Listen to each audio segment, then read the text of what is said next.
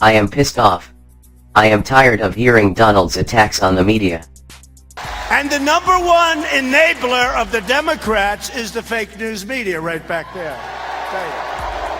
When I say and come out with very, very strong statements about media, I'm talking about the fake news media. They are truly an enemy of the people. The fake news, enemy of the people. They really are. They are so bad.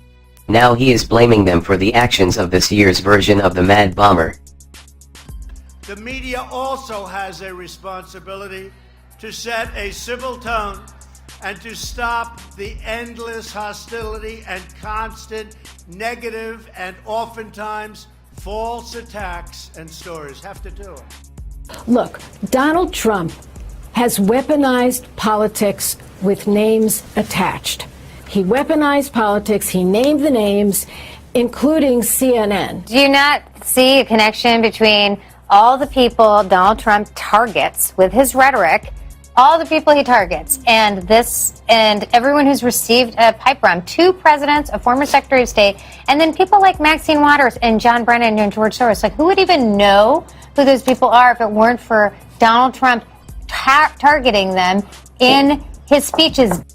You have to tone it down a notch. He did offer some phony words pleading for unity, even though it was definitely too little too late. In these times, we have to unify. We have to come together and send one very clear, strong, unmistakable message that acts or threats of political violence of any kind have no place in the United States of America. It's a very bipartisan statement. We both agree on that. This egregious conduct is abhorrent to everything we hold dear and sacred as Americans. Now we have the tragedy in Pittsburgh, the synagogue attack, which in my mind was caused partly by Donald's attitude as reflected in his description of the riot that took place in Charlottesville. Are you referring to his very fine people who just happened to be chanting "Jews will not replace us"? I think there's blame on both sides, and I have no doubt about it. But you also had people that were very fine people on both sides.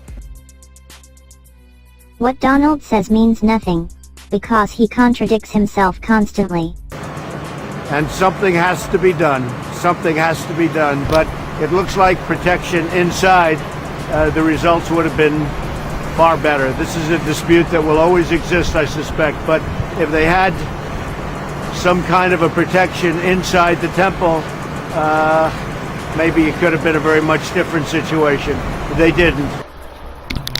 We have to bring back the death penalty. They have to pay the ultimate price.